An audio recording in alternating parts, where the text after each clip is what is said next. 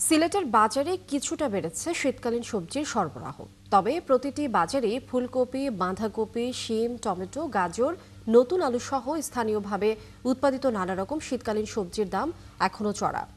নগরে বিভিন্ন খুচরা বাজারের প্রতি কেজি শিম বিক্রি হচ্ছে 100 থেকে 120 টাকায়, ফুলকপি বিক্রি হচ্ছে 80 টাকায়, যা আগের সপ্তাহে ছিল 70 টাকা। প্রতি কেজি টমেটো বিক্রি হচ্ছে 120 টাকায়, করলা 80, বাঁধাকপি 50, শসা 70 আর লাউ প্রতি পিস 80 টাকা। এছাড়া প্রতি কেজি গাজর বিক্রি হচ্ছে 80 টাকায়, বেগুন 60 টাকা, মূলা 60, পটল 70 টাকা, কচুরমুখী 70 থেকে 60 থেকে 70 টাকা এবং ধনেপাতা 150 থেকে 160 টাকা দরে বিক্রি হচ্ছে।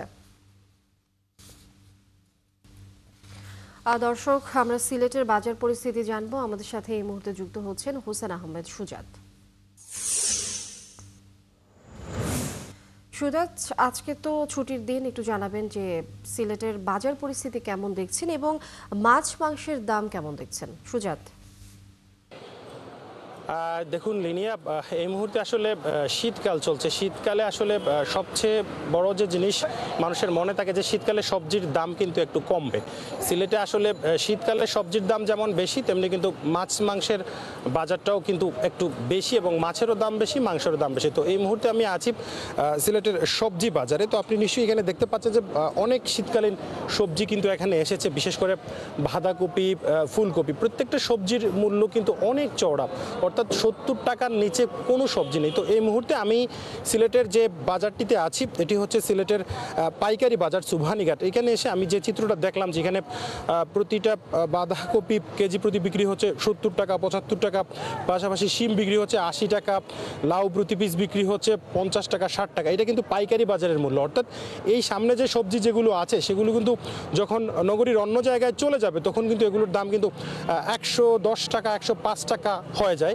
তাছাড়া এই যে সবজি যেগুলো আছে সেগুলো কিন্তু যখন সিলেট জেলার বিভিন্ন উপজেলাতে যায়, বিশেষ করে যোগীগঞ্জ, কানাইঘাট, জৈন্তাপুর, গোয়াইনঘাট, কোম্পানিগঞ্জ, সেখানে যাওয়ার পর কিন্তু আরও দামটা বেড়ে যায়। এখানকার যারা বিক্রেতা আছেন তাদের সাথে আমরা কথা বলেছিলাম, তারা আমাদেরকে জানিয়েছেন যে এই যে সবজি যেগুলো সেগুলোর দাম হওয়ার কারণটা হচ্ছে গিয়ে এই মুহূর্তে যে শীতকালীন সবজিগুলো সিলেটের বাজারে পাওয়া যাচ্ছে সেগুলো কিন্তু বাংলাদেশের কিশোরগঞ্জ, দিনাজপুর, নেত্রকোনা, যশোর এইসব জায়গা থেকে এসেছে।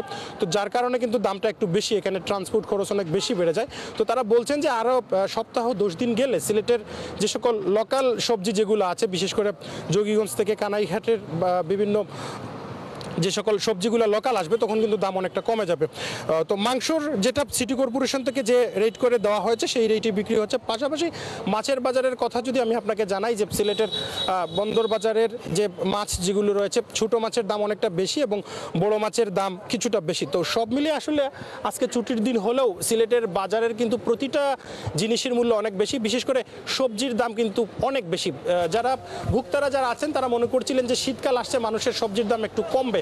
তো এখন পর্যন্ত আসলে সিলেটের বাজারে সবজির দাম কমার কোনো প্রক্রিয়া দেখা যাচ্ছে না। তো সাধারণ মানুষ যারা আছেন তারা বলছেন যে সরকারের পক্ষ থেকে, অর্থাৎ জেলা প্রশাসন বা ভোক্তা অধিকারের পক্ষ থেকে যদি ঠিকমতো বাজার মনিটরিং করা হতো এবং যে দাম একটা যদি নির্ধারণ করে দেওয়া হতো, অতিরিক্ত কেউ যাতে লাভ করতে না পারে, তাহলে কিন্তু সাধারণ মানুষের জন্য ভালো হতো। টিনিয়া। হোসেন আহমদ সুজাত, অনেক ধন্যবাদ যুক্ত হবার জন্য। দর্শক, সিলেটের বাজার পরিস্থিতির খবরাখবর আমরা জানছিলাম সহকর্মী হোসেন আহমেদ সুজাদের কাছ থেকে।